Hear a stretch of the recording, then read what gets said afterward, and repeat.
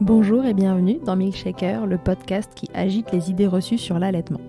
Je suis Charlotte Bergerot-Palisco, je suis la maman d'un petit garçon de 2 ans que j'ai allaité durant 1 an et je suis la créatrice de ce podcast. Dans la vie, je suis ostéopathe spécialisée en périnatalité. Je m'occupe des femmes en général, de leur désir de grossesse à leur postpartum, des bébés et des enfants. J'accompagne spécifiquement certaines problématiques d'allaitement en libérant les bébés des tensions qui les empêchent de téter correctement, permettant un allaitement serein pour la mère et l'enfant. Au fil des consultations, je me suis rendu compte que le principal frein à l'allaitement, c'était le manque d'informations, de partage d'expériences et de vécu dans une société où l'allaitement n'est pas une norme. Je vous propose donc d'interroger avec moi des mamans et des papas sur leurs expériences, mais aussi de vous informer auprès de professionnels spécialisés en allaitement. Mon objectif est simple, vous informer, vous donner les clés pour faire des choix en conscience, banaliser l'allaitement sous toutes ses formes, vous le rendre plus accessible, plus facile et alimenter ce fameux village dont on a tant besoin pour élever un enfant. Laissez-moi vous présenter Luce et Virginie, 2 amies aux vies différentes mais dont les chemins de maternité vont se croiser, que dis-je, s'imbriquer. Virginie accouche quelques semaines avant Luce de son 3e bébé et pour elle l'allaitement a un goût de déjà-vu.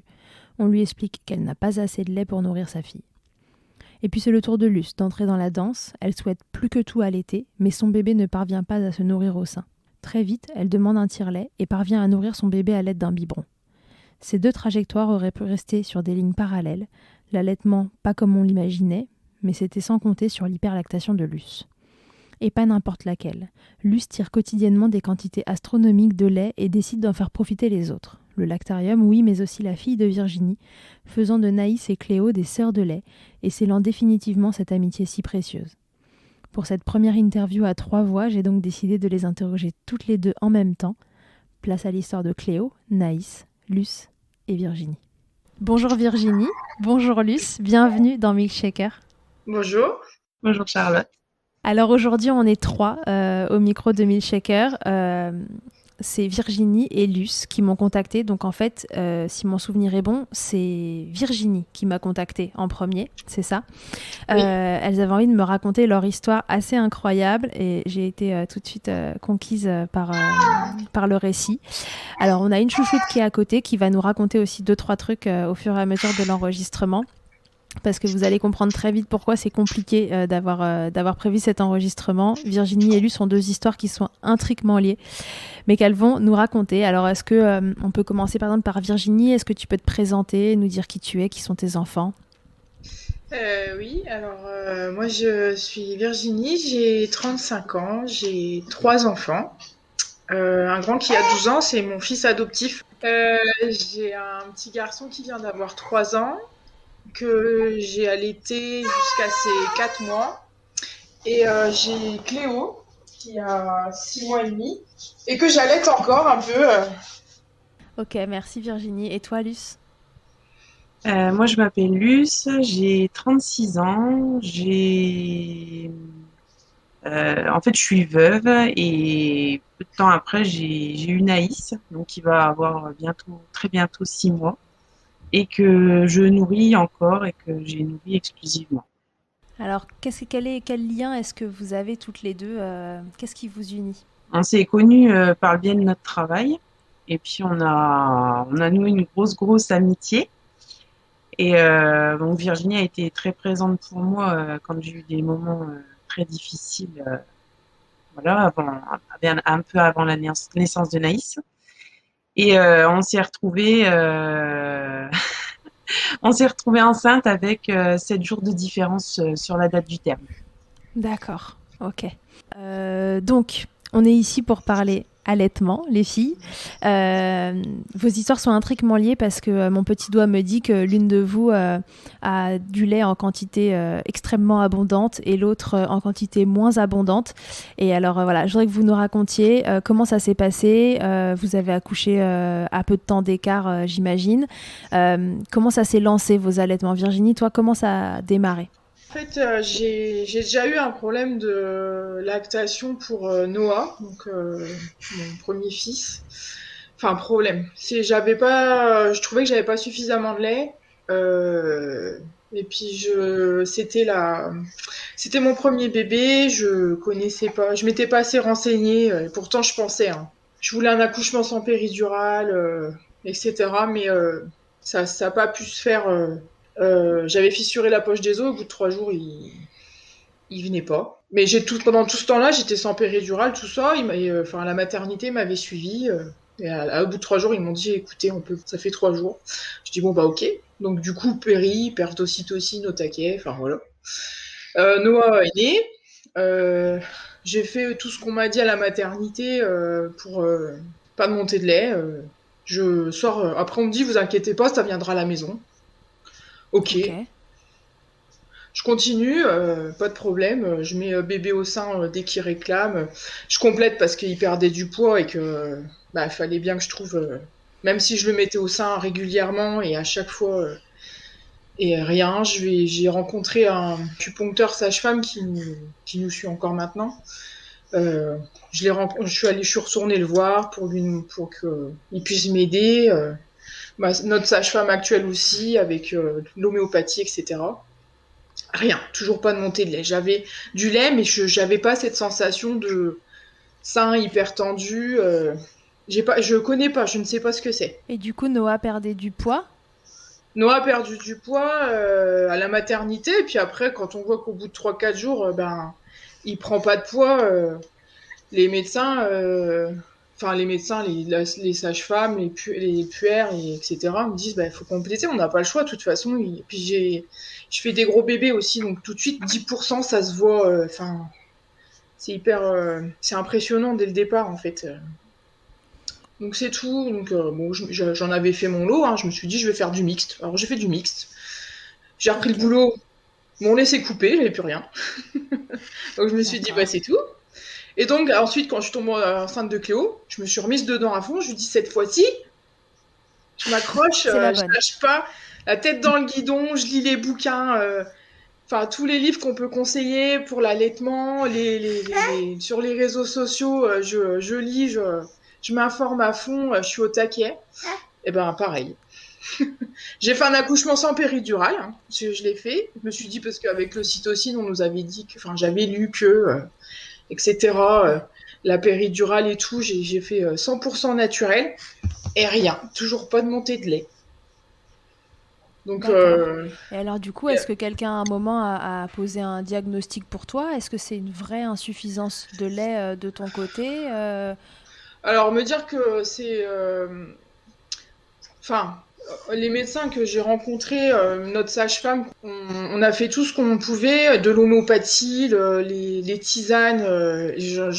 En plus, je déteste tout ce qui est fenouil et tout, Annie. J'aime pas ça, mais vraiment. Mais non, mais c'est une horreur. Je bois les tisanes, je fais tout. J'ai demandé à rencontrer une IBCLC qu'on a près de chez nous. Je suis désolée, mais elle m'a pas trop aidée. Elle a même pas vu ma fille, elle me l'a pas elle l'a pas vue au sein, rien.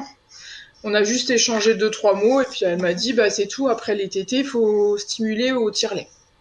Bah ouais, ok, mais ça j'ai déjà fait. Et ça n'a rien donné, quoi. Et malgré tout, voilà, ça ne vient pas, quoi. Il n'y a pas la quantité nécessaire. Et donc du coup, Cléo, de la même façon que Noah, perdait du poids? Cléo, elle a stagné. Elle a pas perdu, elle a stagné. Cléo, je la mettais au sein. Alors, elle dort. Elle a des grosses périodes de sommeil déjà. Ça m'aide pas pour les tétés. Et je suis sortie le lundi de la mat et je l'ai allaitée. Elle tétait pas trop le matin, mais beaucoup de 14h jusqu'à 23h, elle me lâchait pas le sein. Bon, je me suis dit, allez, on y va, quoi. C'est qu'elle a besoin et tout. Et en fait, 4 jours après, je retourne voir la sage-femme et en fait, elle avait pas bougé, pas 1 gramme. Le poids identique. Et là, elle m'a dit, c'est pas... Donc malgré le fait qu'elle t'aide toute la journée, est-ce que quelqu'un, parce que tu vois, tu t'étais renseigné, tu sais que si jamais le bébé a un problème de succion, ça peut affecter la montée de lait. Est-ce que quelqu'un a vérifié la succion de Cléo? Non, bah déjà par chez nous, on n'a pas ce genre de spécialiste. Après, je pense vraiment qu'elle a un problème de frein, mais c'est juste... Mais j'ai pas de crevasse, j'ai pas mal.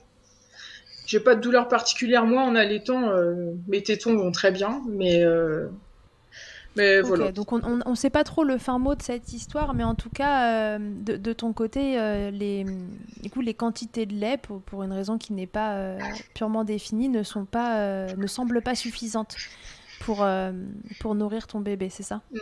Non, non, c'est clair, c'est pas suffisant. On nous dit toujours que la qualité, c'est pas le problème. Après, en termes de quantité, si j'ai fait des expressions au tire-lait, si j'ai 50 millilitres, je suis heureuse, hein, c'est champagne, hein. J'ai, j'ai rien. Enfin, j'ai rien. J'ai pas suffisamment, en tout cas. Ok. Et à quel point ce projet d'allaitement, il était important pour toi? Bah, moi, pour moi, c'est quelque chose qui est naturel. Donc, à aucun moment, je me suis dit, je vais leur donner le biberon dès la naissance. C'était pas nécessaire. Ça me paraissait pas. Je me suis dit, mon corps, il est fait pour, en fait. Donc, bon, on verra bien, advienne que pourra. Mais à aucun moment, je m'étais dit, ça va pas fonctionner. Et alors, c'est là finalement qu'intervient Luce, qui va nous raconter le début de son histoire, elle, d'allaitement après. Parce que si on est ensemble toutes les trois aujourd'hui, en fait, c'est parce que c'est Luce en partie qui nourrit Cléo, c'est ça? Oui. Alors Luce, raconte-nous, parce que donc, vous avez chacune eu un bébé quasiment dans le même timing. Et donc c'est toi qui nourris en partie Cléo, mais qui nourrit aussi ton bébé. Comment ça se passe? Comment ça a été pour toi les démarrages d'allaitement? Donc j'ai accouché 6 jours après le terme, donc parce que j'ai été déclenchée.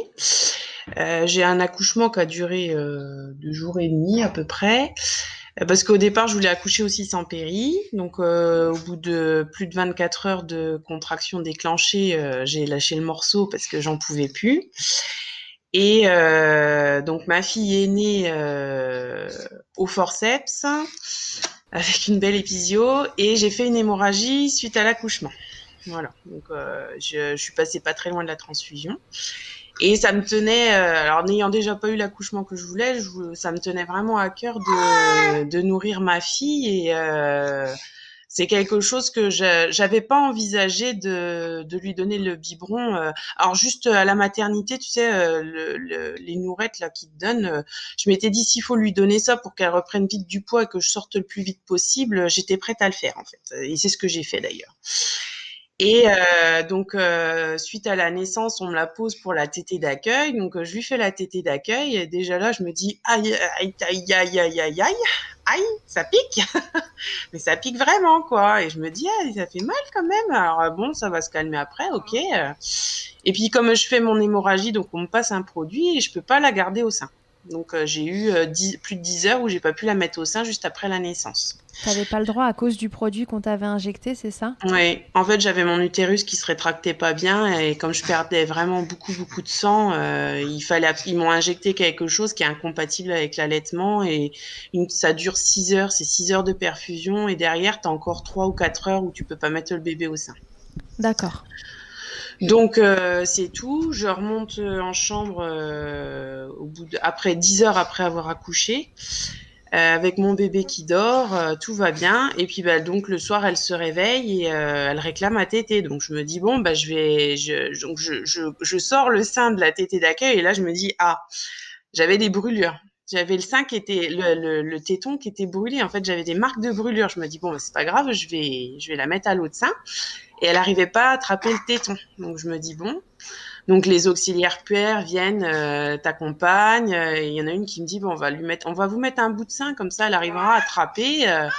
Donc effectivement, elle me met le bout de sein, naïs tête, et elle me dit bah, vous la laissez 20 minutes au sein comme ça et ça va bien se passer. Donc c'est ce que je fais. Bon, c'est un peu douloureux, mais je me dis bon, c'est le début, c'est normal.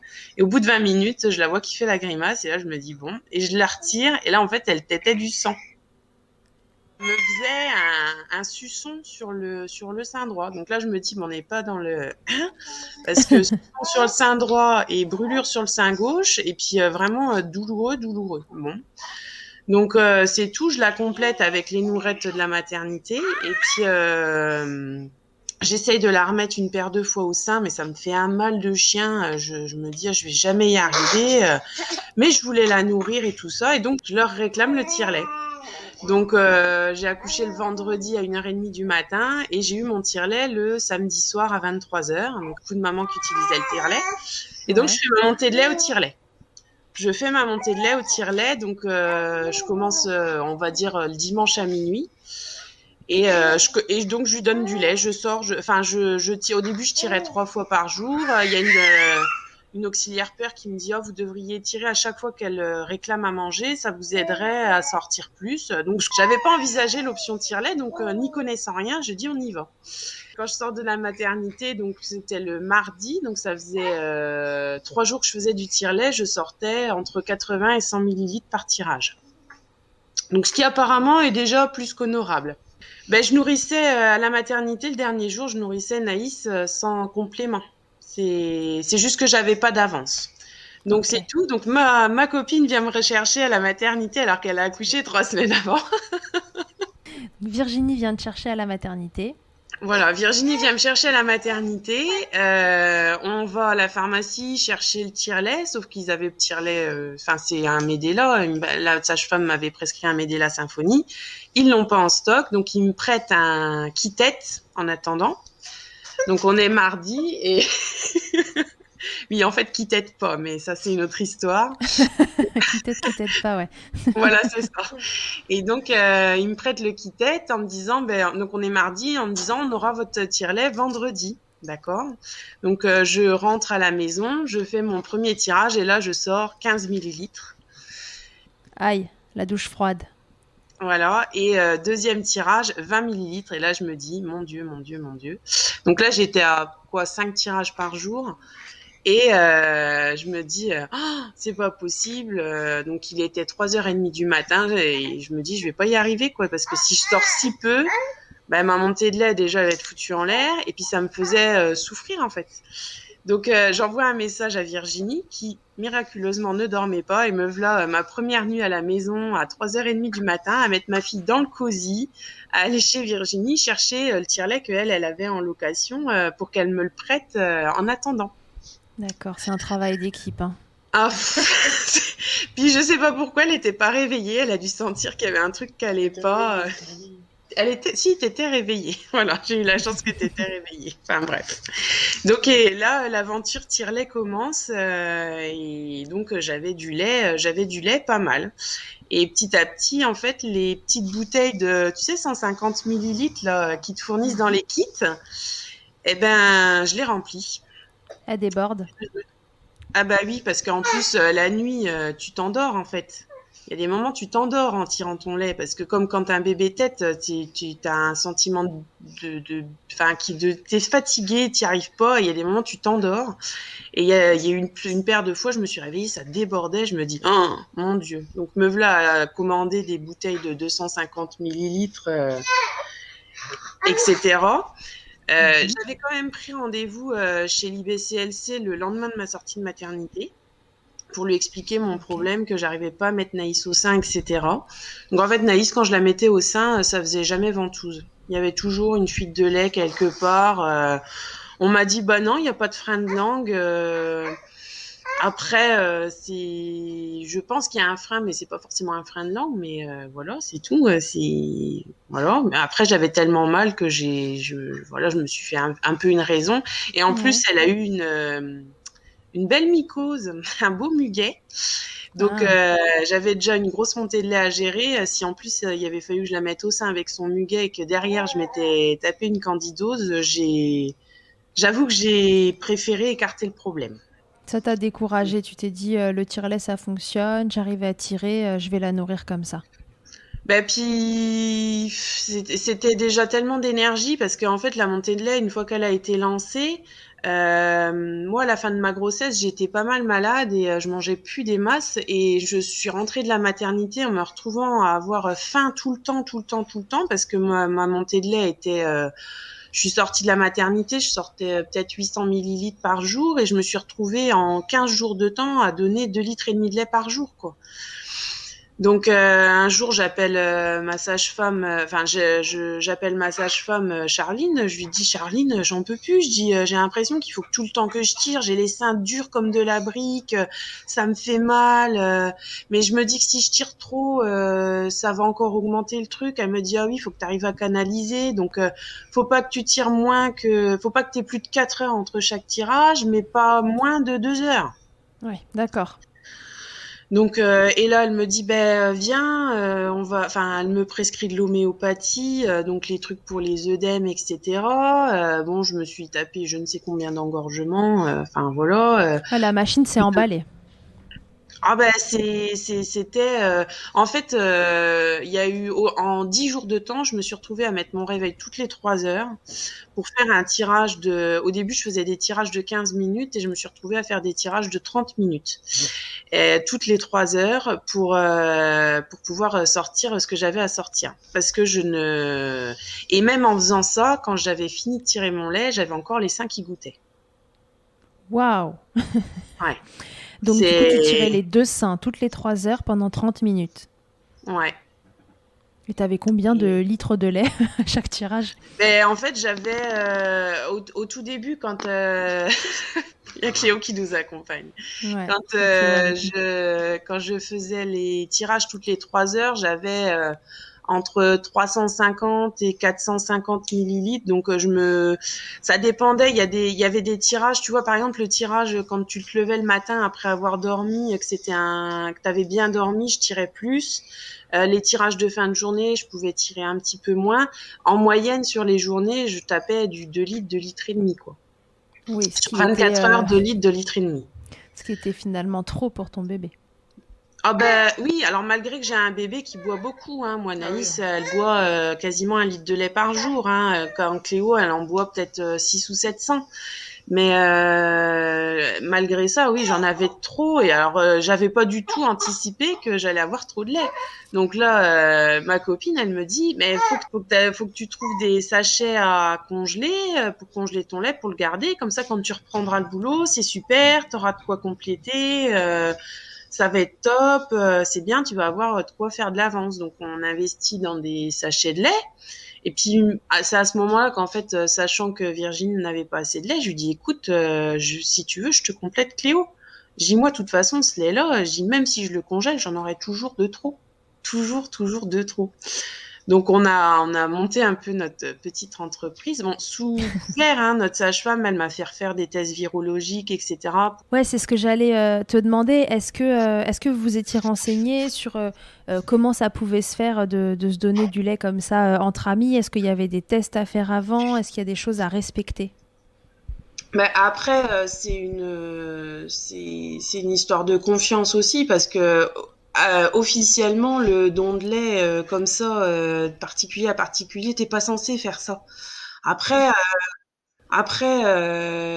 moi, Virginie, je lui fais entièrement confiance. C'est d'ailleurs elle qui me garde ma fille. Mais je me voyais pas en fait avoir des litres et des litres de lait et laisser ma copine galérer à se battre avec son homéo, etc. Moi, je me battais pour en avoir moins.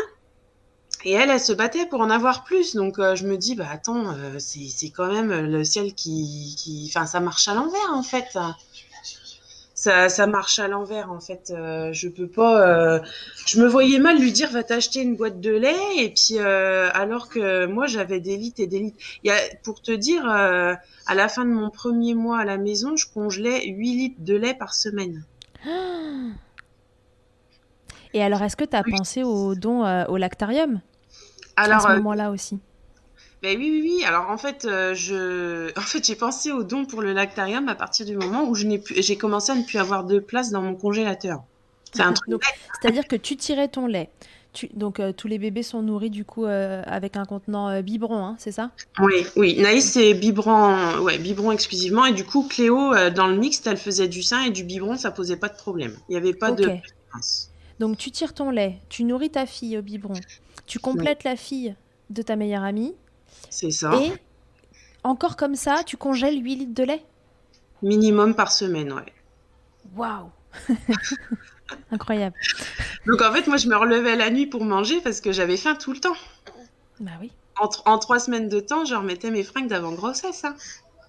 Mhm. Et ça a été. Alors tant que je travaillais pas, c'était pas un souci parce que je pouvais me reposer et puis j'arrivais, voilà. Mais une fois que j'ai eu repris le boulot, j'ai commencé à perdre trop de. Jusqu'à ce que tu reprennes le boulot, c'était pas un problème parce que tu pouvais te reposer. Voilà. Et puis, enfin, de devoir me relever la nuit, de manger, tout ça, c'était pas un souci. Mais bon, malgré tout, ça restait quand même un problème parce que je congelais tellement de lait qu'en fait, j'avais plus de place. Mais plus de place du tout. Et pourtant, j'ai un grand congélateur. Voilà, j'avais plus de place. Donc, j'avais entendu parler des dons de lait au lactarium. Donc, nous, on a un lactarium à Reims, là, mais qui reçoit pas de dons externes. Ils reçoivent que D'accord. les dons des mamans qui ont congelé leur lait pour leurs bébés qui sont en néonat, voilà. Ouais, c'est ça. C'est-à-dire que dans Et les lactariums, il y a une bonne partie de lait de lactarium qui vient aussi des dons internes en fait aux hôpitaux. C'est-à-dire que c'est des mamans qui accouchent de bébés prématurés qui mettent en place leur lactation, mais leur lactation elle est souvent trop importante entre guillemets par rapport aux besoins de ce bébé prématuré. Donc en fait, elles donnent au lactarium ce qu'elles tirent pendant la journée. Donc ce c'est ça. lactarium-là n'acceptait que ça. Voilà. Donc c'est tout. J'ai appelé Nancy. Parce que Nancy, c'est à 2 heures environ de chez nous. Je Ouais. les appelle et je leur demande comment ça se passe. Donc ils me disent, enfin ils m'expliquent, ils me disent, on vous fournit le matériel, donc des biberons stérilisés, enfin des biberons, des contenants en fait pour congeler votre lait, des étiquettes, du matériel pour stériliser vos tétrelles et le matériel enfin tout ce qui vous sert à recueillir votre lait. Et nous, on vous envoie des ordonnances. Enfin, il y a un petit dossier à compléter. Donc, tu as des analyses de sang à faire. Enfin, ce que nous avait déjà fait faire la sage-femme au final. Mais bon, comme c'était non officiel, voilà. Et Et on vient collecter tous les 3 mois. Bon, Les ok. 3 mois, c'est énorme pour toi, non? Ben oui, parce que déjà, elle me dit, on vous envoie des biberons, quelle contenance? Parce qu'il y a 130 millilitres et 240. Et moi, je lui dis, moi, il me faut des 240. Ah, mais vous savez, si, je dis, ah non, non, mais moi, je dis, je vous en ferai 2 minimum par tirage. J'en ferai au moins 2 à chaque fois. Et moi, il y a des matins, je me levais, je tirais 820 millilitres. Hein. Il y a des matins, je me levais, je tirais 820 millilitres. Et là, je me dis, c'est pas possible, quoi. Je peux pas garder tout ça, quoi. Donc, c'est, voilà. Donc, elle me dit, donc ça, c'est mon petit poussin. Voilà, on a Anaïs qui nous a rejoint, qui est sortie de la sieste. Mais attends, est-ce qu'à Voilà. un moment tu te dis pas, mais il faut absolument que j'arrive à réguler cette lactation parce que c'est l'enfer, il y en a trop. Ah, ben, si, parce que déjà, ça me demandait tellement d'énergie, rien que la production en elle-même me demandait énormément d'énergie. Le fait de se relever, parce que bon, se relever pour le tire-lait, c'est un fait. Mais quand ton bébé, il a moins d'un mois, tu te relèves aussi pour ses biberons. Bah oui. Moi, je me suis retrouvée dans des positions de tirage, donnage de biberon, rechargement du biberon pour redonner en même temps que ça terminait de tirer. En passer des meilleurs. Et je me dis, si, il faut que j'arrête. Alors, tout le monde te dit, ça va se réguler. Il y a un moment, voilà, après 3 mois, ça va se réguler. Donc, c'est vrai qu'il y a eu un moment, ça ne baissait pas, mais j'ai commencé à pouvoir espacer mes tirages. Donc, vers fin octobre, je faisais 5 tirages par jour, en tirant toujours autant, 2 litres 2, mais je faisais 5 tirages par jour. Donc là, elles avaient quel âge? Fin octobre, elles avaient 2 mois et demi. Moi, elle avait 2 mois et Ok, demi et Cléo 3 mois. Donc, ok. j'étais descendue à 5 tirages et j'avais ma visite postnatale. Et donc, comme j'avais eu un accouchement un peu compliqué et que mon allaitement ne se réglait pas, parce que c'est pareil, 5 tirages, mais 5 tirages au boulot, c'est compliqué, même si tu as des plages horaires, tu as le droit qu'à 2 plages horaires. Donc, j'avais redemandé un peu de temps au gynécologue qui me l'a accordé. Merci beaucoup. Et quand j'ai repris le boulot, j'étais plus qu'à 3 tirages par jour. Donc là, 3 tirages, j'ai réussi à descendre un petit peu. J'étais entre 1,8 litre et 1,9 litre par jour. Donc, à coup d'homéopathie. Donc, encore merci la sage-femme parce que homéopathie à fond. Enfin, faut être hyper régulier. T'as pas le droit. Enfin, moi, par exemple, mes jours de repos, je me levais à 6h30 quand même parce que c'est l'heure où je tirais.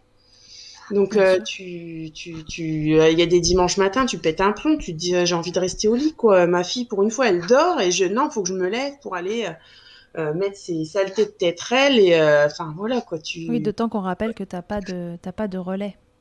Mais non, non, justement. Et puis, en général, c'est au moment où tu branches ton tire-lait, que t'as déjà fait 5 minutes, que ça fait, ouin. Là, tu te dis, comment je fais, quoi? Mais voilà. Donc, oui, à la reprise du boulot, j'étais entre 1,8 litre et 1,9 litre. Ça avait un petit peu baissé et j'avais plus que 3 tirages par jour. Mais en parallèle, je faisais aussi je stérilisais et je congelais pour le lactarium. En plus Ok.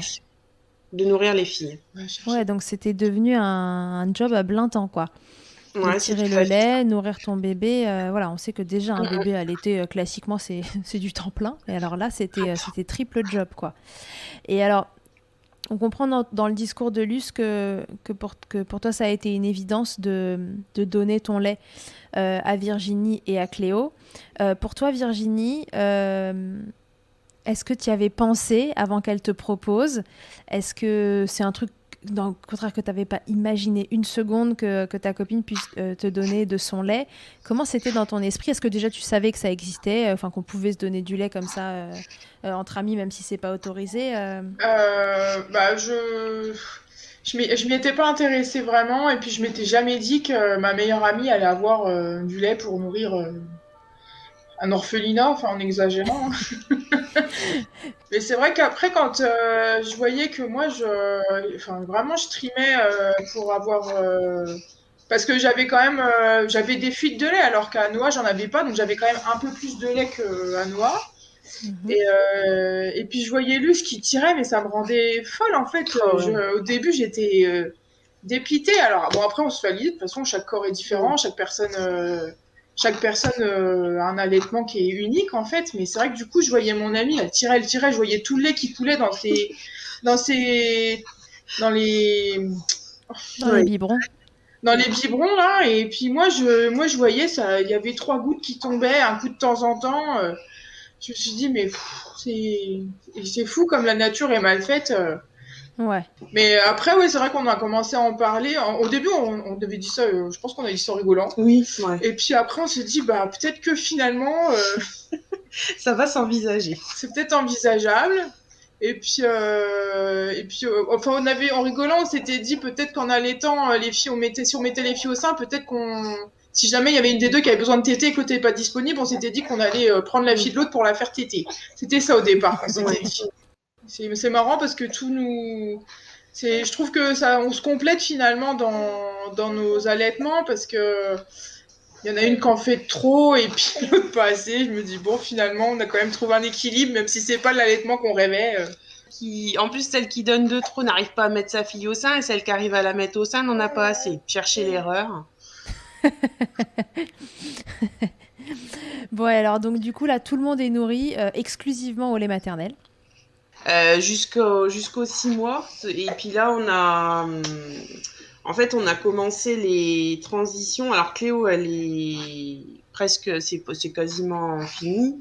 Et moi, je commence la transition vers le lait en poudre pour Naïs parce que cet allaitement, au final, me pèse de plus en plus. Bien sûr, on parle on parle très souvent même du manque de lait que toi alors du vrai ou faux manque de lait. Comme on n'a pas voyez Oui. enfin, vous voyez la cause de ce manque de lait, on va parler de manque de lait, mais avec des guillemets, voilà, parce qu'on ne sait pas finalement si c'est un vrai manque de lait ou si c'est un trouble de succion ou autre qui fait que la lactation n'arrive pas à se mettre en route et à s'entretenir correctement. Mais en tout cas, ce entre guillemets manque de lait, on en parle régulièrement comme d'un souci. On a peur que les bébés grossissent pas assez. Et voilà, et c'est embêtant pour les mamans. Mais ce dont on parle moins, c'est du trop plein de lait et qui peut être finalement tout aussi handicapant que le manque de lait. Alors comment tu l'as vécu, toi, Luce, ce trop plein de lait? Quelle place ça a pris dans ta vie? Outre le fait que c'est trop cool parce que tu nourris je sais pas combien de prématurés et la fille Voilà. de ton ami aussi, et ça c'est trop beau, mais quand même. Le fait de dire, bah déjà, c'est Au début, j'ai eu du mal parce que c'était compliqué avec la fatigue, le postpartum, tu as plein de choses à gérer. Enfin, voilà, c'était compliqué. Et moi, Virginie, elle me dit, mais tu te rends compte, tu nourris Cléo, tu nourris Naïs, c'est super ce que tu fais. Au début, tu es tellement la tête dans le guidon que tu te rends pas bien compte. Puis là, je me dis, bon, Naïs, elle va avoir 6 mois, elle est encore nourrie exclusivement les maternelles, même si on a commencé avec un biberon en poudre hier, quoi. Je me dis, bon, même si t'as pas fait comme t'as voulu, t'as quand même le résultat qui est là. Après, je me dis, j'ai de la chance au départ. Je me dis, j'ai de la chance, je peux la nourrir, c'est génial et tout. Et petit à petit, ça devient une contrainte. Mais vraiment, parce que quand je dis, en fait, j'ai eu une réflexion de ma sœur qui a accouché 2 mois après moi et qui me dit, ah mais parce que tu te relèves la nuit aussi pour le faire. Et là, je lui dis, mais en fait, la nuit, ça ne s'arrête pas. Je continue à produire mon lait la nuit. Et il y a plein de gens comme ça qui me disaient, mais tu te lèves la nuit pour tirer ton lait? Ben oui, oui, oui, parce que je peux pas passer 8 heures sans tirer mon lait, en fait. Et, euh, et dans la journée, quand tu as un truc à faire, en fait, tout est compté. Le dernier biberon, la couche propre, le dernier tirage de lait, combien de temps je sors, quand est-ce que je vais rentrer, est-ce qu'en rentrant, il faudra que je tire mon lait, mais s'il faut que je tire mon lait, mais que Naïs est à la fin, il faut que je lui donne le biberon avant pour pouvoir tirer mon lait tranquillement. Enfin, il y a eu un moment où tu vis ça un peu comme un sacerdoce, en fait. Tu te dis, j'ai obtenu le résultat que je voulais, mais ça demande une gestion, une gymnastique fabuleuse. Rien que le fait le lait que je tirais la nuit, le matin, Virginie, elle rigolait, je lui envoyais la photo des sacs de congélation que je préparais. Le matin, je congelais entre 800 millilitres et 1 litre de lait le matin de ce que j'avais tiré la nuit, quoi. Et tu te dis, ça devenait, ça a pris beaucoup, beaucoup d'ampleur, même si on a essayé de contenir, hein. Enfin, on a essayé de contenir. On a contenu quand même. On a réussi à compenser pas mal de choses, mais c'est la fatigue, la logistique, l'exigence de la stérilisation et du don de lait, C'était quoi le plus pesant? C'était la logistique que ça impliquait, donc cette espèce de charge mentale constante, tu vois, d'avoir toujours un truc à penser en plus de la gestion d'un nourrisson, tout simplement. Ou c'était ce côté où on peut se sentir un peu coincé, tu vois, en hyperlactation, parce qu'en effet, il y a ce truc de, en fait, je voudrais bien ne pas tirer pendant 8 heures et dormir si éventuellement mon bébé dort et que j'ai de la chance, mais je ne peux pas. Et ça peut être assez oppressant. C'était quoi le plus dur des deux? il n'y avait pas de plus dur en fait, parce que t'es tellement dedans que en fait, tu subis. Vas-y.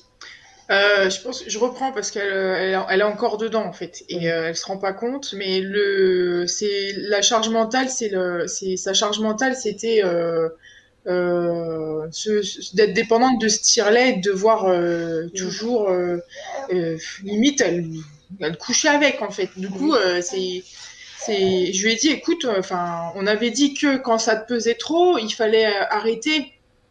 Et là, je sentais, quand elle m'a dit, enfin, limite les larmes aux yeux, à chaque fois, il faut que je tire mon lait encore.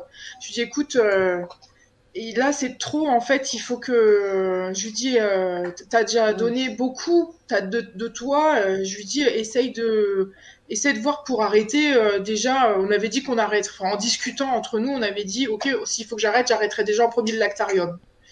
Et là, du coup, elle a arrêté le lactarium et déjà, elle a dit, je me sens déjà mieux. Je me sens déjà mieux, j'ai moins la stérilisation, etc. Ce process, c'était très exigeant. Et là, du fait que ça commence vu qu'elle commence à faire une transition vers du lait en poudre, on a aussi, on commence.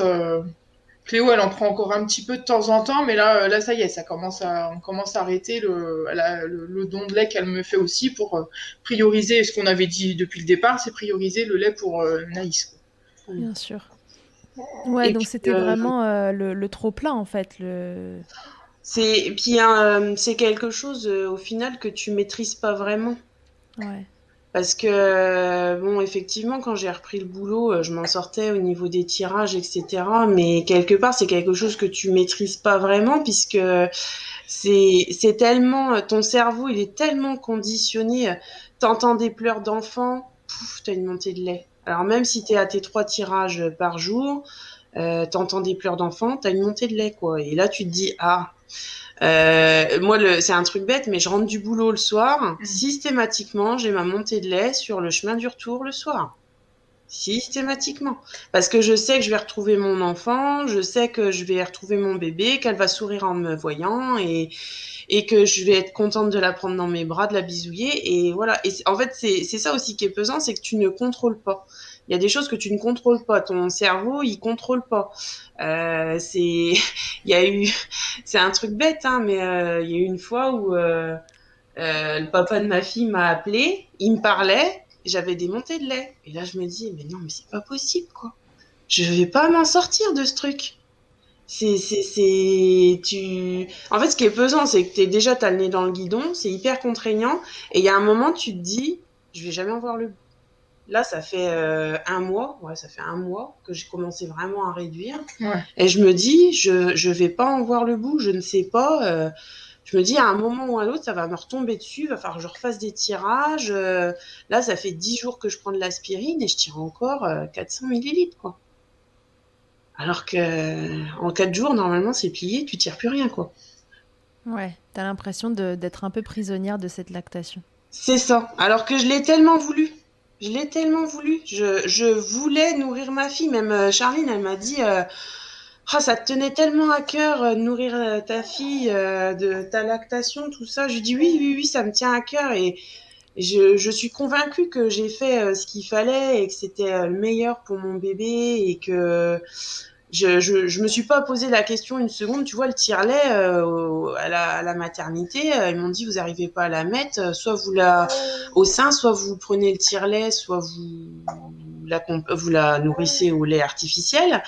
Je me suis pas posé la question une seconde. J'ai dit je veux mon tire-lait. Et à ce moment-là, il y avait je sais plus combien de mamans qui tiraient leur lait, donc il y avait pas de tire-lait à disposition. Je l'ai réclamé pendant 12 heures. À chaque fois qu'il y en avait une qui rentrait dans ma chambre, je veux un tire-lait avec une tétrelle. Ah oui, mais il est fort occupé. Je veux un tire-lait avec une tétrelle. Et alors que là, t'as qu'une envie, c'est qu'il sorte de chez toi, ce tire-lait, c'est ça? Voilà. Ben là, en fait, j'en rigole parce que tout à l'heure, je dis à Virginie, t'as vu, j'ai rangé le tire-lait de telle façon. Normalement, il est là, le tire-lait. Ouais, normalement, il est là. Et en fait, je l'ai rangé de telle façon qu'il sort de mon champ de vision. Parce que je le supporte plus. Et là, c'est quoi du coup l'avenir? C'est quoi du coup l'avenir pour toutes les deux? Toi, t'as envie que ça s'arrête, cette lactation, t'aimerais passer au lait artificiel et te libérer de cette contrainte du tire-lait, Luce?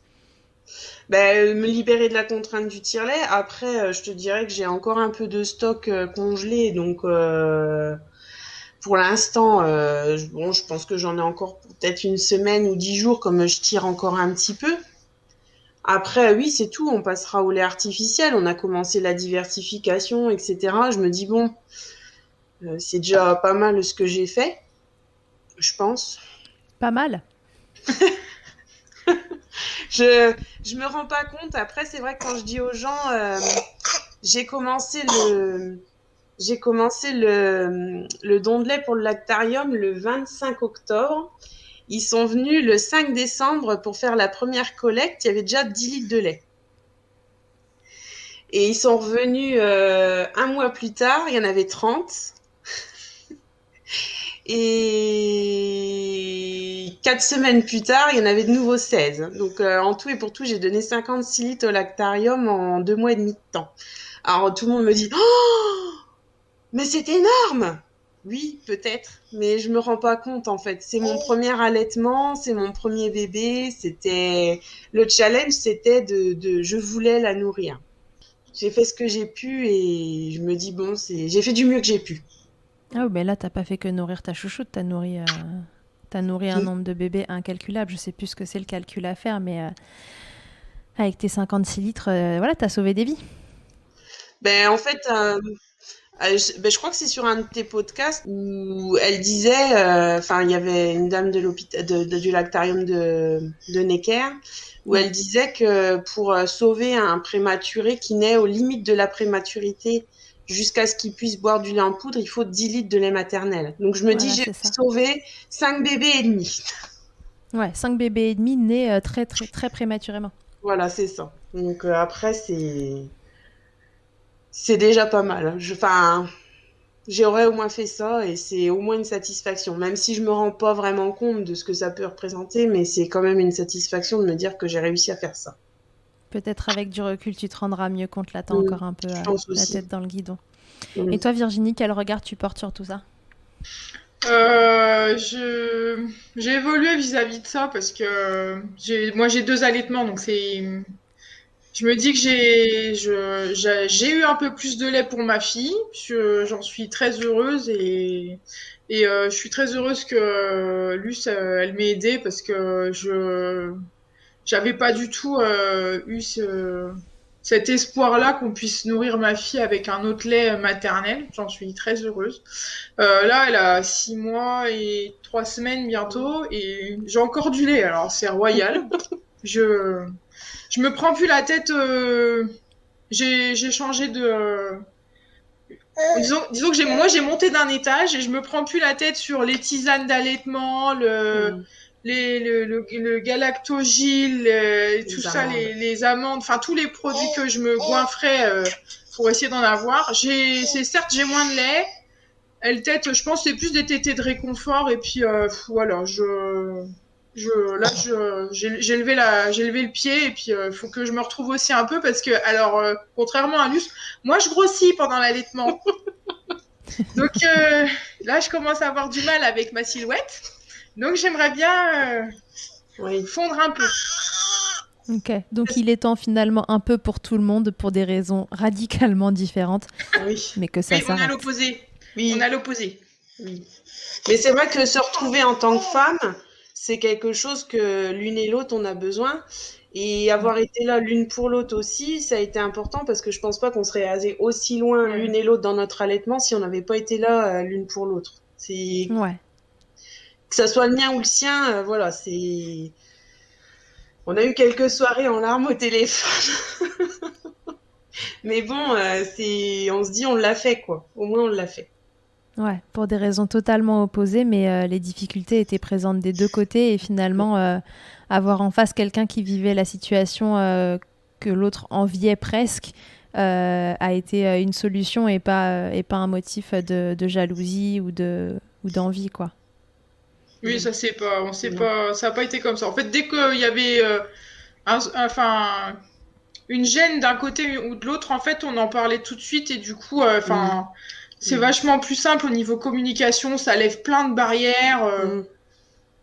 Enfin, je remercie Luce d'être comme ça parce que moi, ça m'aide beaucoup en fait de pouvoir parler comme ça, dire il y a quelque chose, ça me gêne, voilà, j'ai ça, voilà, mais ça c'est important. Il n'y a pas de non-dit entre vous. Non.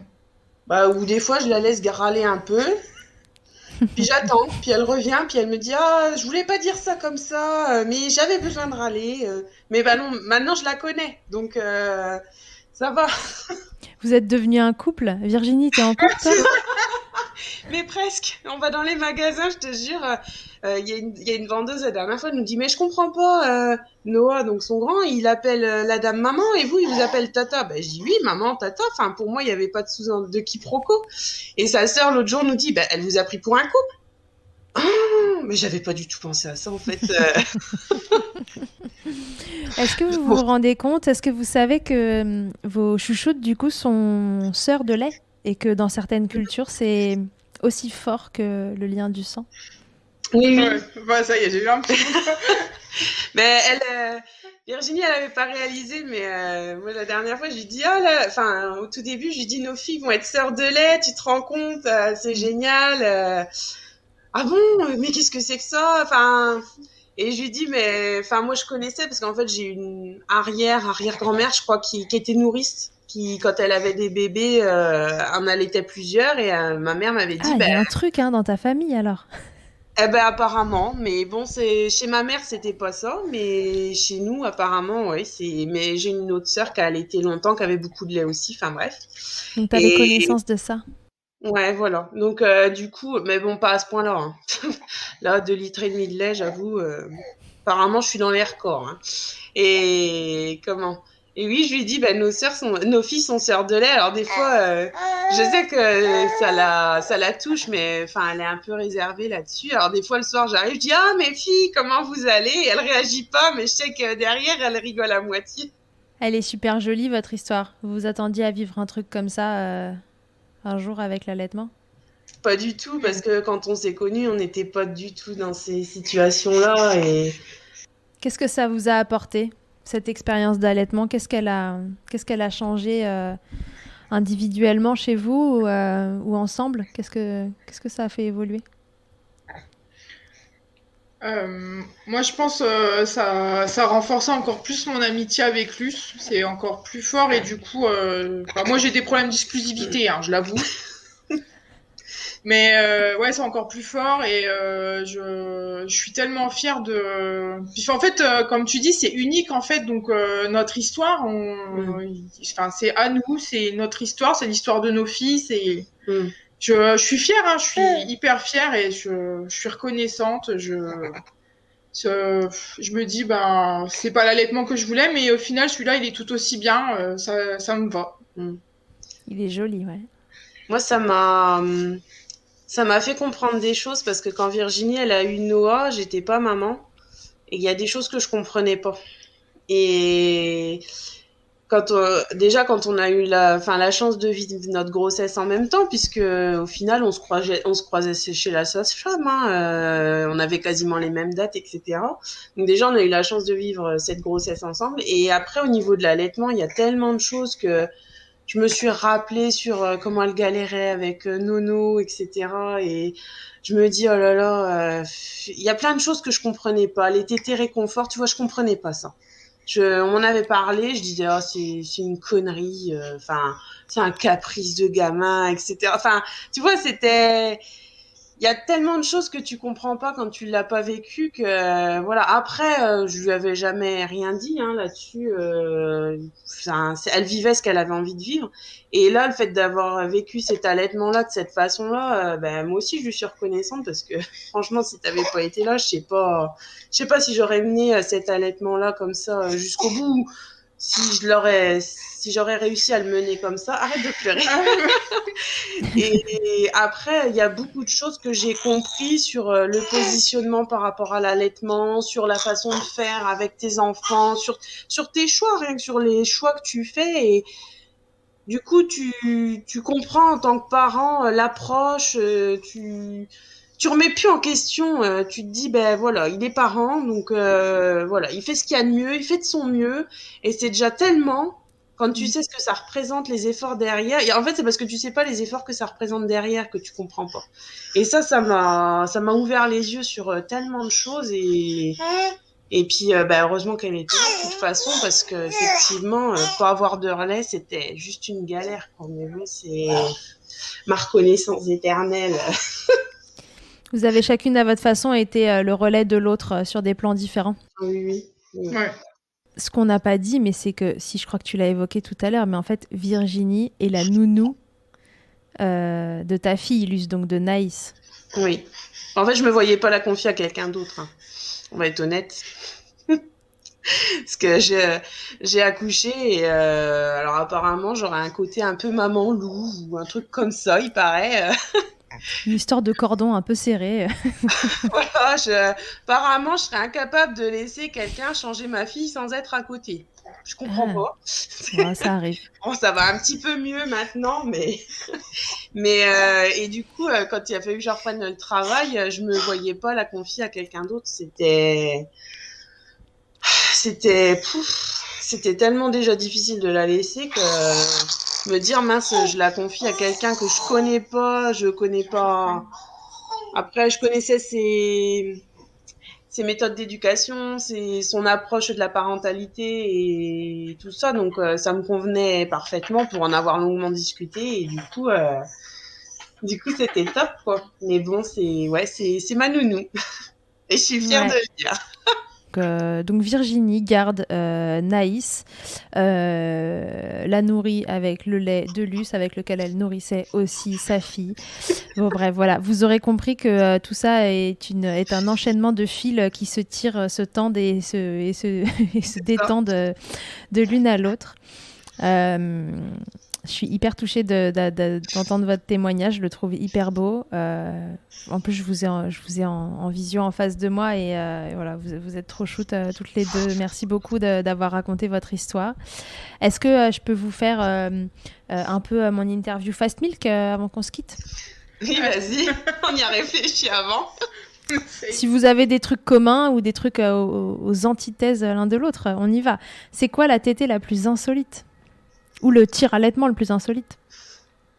Ma tétée la plus insolite, c'était au mois d'août. Je devais aller faire l'état des lieux de l'appartement de ma nièce. Et Cléo avait 3 semaines. Et j'avais un monsieur qui était hyper énervé, parce que j'étais en retard et qu'il trouvait pas la procuration et tout ça. Et puis en fait, j'avais Cléo qui pleurait en même temps. Elle avait faim. Donc du coup, j'ai fait... ma première tétée en sling au milieu d'un appartement et un monsieur qui me regardait avec des gros yeux comme ça. Dire mais qu'est-ce qu'elle fait ? Je lui ai dit je nourris mon enfant. Ni plus ni moins. Et toi, Luce ? Et moi, mon tir allaitement le plus insolite, c'était... Elle rigole parce qu'elle était là, en fait.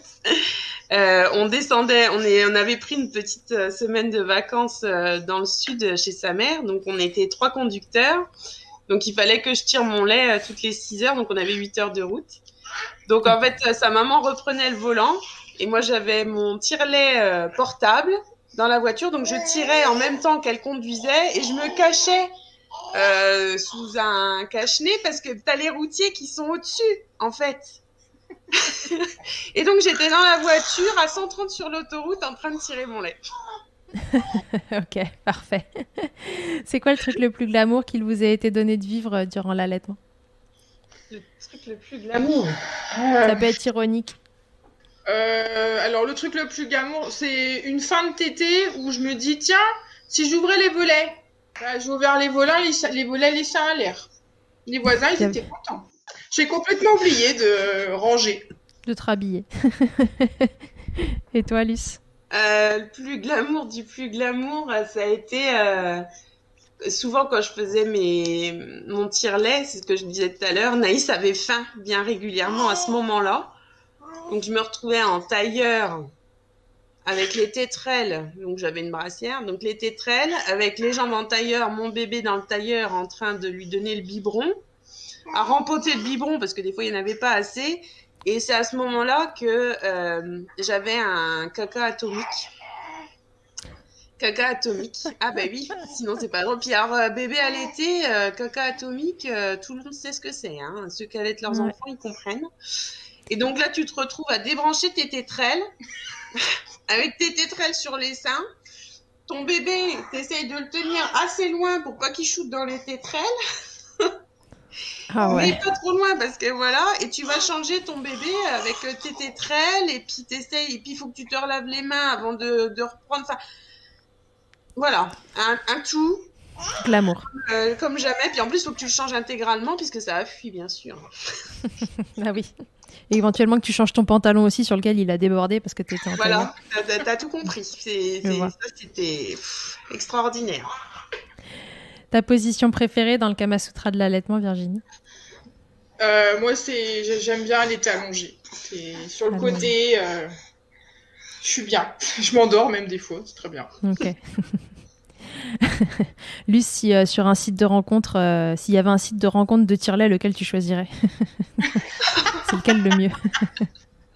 Un site de rencontre de tire-lait. Après, lequel tu mettrais dans ton panier ? Adopte un tire-lait, tu vois, tu prendrais lequel ? Ouais, adopte un tire-lait. Le Medela Symphony est bien car efficace, mais alors intransportable.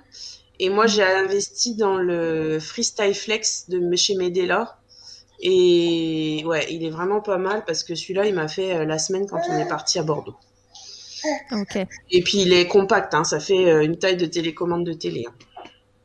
Super. Donc voilà, ouais. elle vous recommande ça après essai de différents tire-laits. Ben, C'est celui-là qui l'emporte. Alors, surtout pas qui tète, hein, parce que ça tète rien. Hein. Surtout pas. Ça tète rien. Ok, si en un mot, vous pouviez me résumer. Alors, est-ce que vous voulez chacune me donner un mot pour cet allaitement ou est-ce que vous voulez m'en donner un commun? Je sais pas. Moi, j'aurais dit symbiose. Bah, moi j'aurais dit. Non, j'aurais pas dit. Moi j'aurais dit chacun une parce qu'on l'a pas vécu du tout de la même façon. Alors, chacun un mot? Moi, le mien, ce serait inattendu. Parce que je m'attendais pas du tout à ça. J'avais rêvé mon allaitement d'une certaine façon, mais ça s'est pas du tout passé comme j'avais prévu, malgré que j'ai quand même abouti à ce que je souhaitais quand même. Mais inattendu. Ok. Moi, j'aurais dit symbiose parce que voilà, je trouve qu'on s'est bien. Je trouve qu'on forme un tout et Une équipe. une équipe. Voilà, travail d'équipe et voilà. Ouais, vous êtes une belle équipe, les filles. Voilà, bah écoutez, je suis encore une fois, merci beaucoup d'avoir livré votre expérience à Milkshaker. Si ça peut, je sais pas, d'une façon ou d'une autre, donner des idées à quelqu'un. Alors, on rappelle que le don de lait entre amis n'est pas autorisé par la loi en France, donc à ne pas reproduire chez vous sans l'aide d'un professionnel, etc. Enfin, voilà, faites-vous accompagner si jamais l'aventure vous tente et que vous vous retrouvez dans une situation qui est similaire. On ne peut pas vous encourager à le faire, mais voilà, je trouvais que c'était intéressant de vous partager cette histoire. Et puis voilà, les filles sont venues à moi et je trouvais l'histoire trop belle et j'avais envie qu'elle soit entendue par le plus de monde possible. Donc voilà, merci beaucoup, merci pour les frissons, merci pour les yeux qui s'embuent un peu, et puis je vous dis à très vite. Luce, tu nous raconteras comment tu mets fin à cette lactation de feu. Bon, on veut une petite milk letter le jour où ça s'arrête et que ça y est, tu Le peux jour où dire ça adieu s'arrête, je au lance le tire-lait et deuxième, tout. en fait. Ok. Ah, tu te relances direct. Ok, bon, ça ne s'arrête plus. Allez, on se quitte alors avant qu'elle se mette tout de suite au deuxième et que l'histoire reprenne. Et peut-être que sûrement même qu'on se recroisera alors un de ces quatre dans Milkshaker. Merci beaucoup les filles de votre témoignage. Merci à toi. Et puis à tous et à toutes, je vous dis à très bientôt dans Milkshaker. Merci 1000 fois d'avoir écouté cet épisode de Milkshaker. Vous pouvez suivre l'actualité du podcast sur le compte Instagram du même nom et sur mon site internet charlotte-bergerot.fr où vous retrouverez tous les épisodes mais aussi une rubrique Milk Letters constituée de témoignages écrits, un autre support pour vous transmettre toujours plus. Si vous avez aimé ce podcast, n'hésitez pas à m'aider en le soutenant. Pour cela, je vous invite à vous abonner, à laisser un commentaire, à lui attribuer 5 étoiles en fonction des plateformes ou encore en parlant beaucoup autour de vous. Je ne vous présente plus Emma et son titre I'll Be There qui continue de nous accompagner. Et je vous dis à très vite pour un nouvel épisode. D'ici là, n'oubliez pas, prenez soin de vous, milkshakez autant que vous le voudrez et bousculons ensemble les idées reçues sur l'allaitement maternel. I hate to see you down. Can't stand to know you're hurt. When you say it's getting loud, the voices in your heart. And you know I get it, so let it all out. Keep your head up, your masterpiece, and I'll swear that I'll be there by your side. A text away, you know you can find me. It just takes a whisper and I'll be there to listen. I got you, I'll fight with you, 'cause I love you. I'll be there, I'll be there. Oh, I'll be there, I'll be there. I know I'm not perfect. Sometimes I look myself, but I hope you know I care. You can meet me anywhere.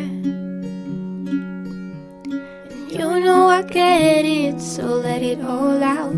If anyone comes at you, then I'll swear that I'll be there by your side. A text away, you know you can find me. It just takes a whisper and I'll be there to listen. I'll guide you, I'll fight with you, 'cause I love you. I'll be there, I'll be there, oh I'll be there, I'll be there. Trust me every time I have your back, and I know that you'll do the exact same for me. Side by side, don't even need to talk. You know I get it, so let it all out. Keep your head up, your masterpiece, and I'll swear that I'll be there by your side. A text away, you know you can find me. It just takes a whisper and I'll be there to listen. I'll guide you, I'll fight with you, 'cause I love you. I'll be there, I'll be there, so I'll be there, I'll be there.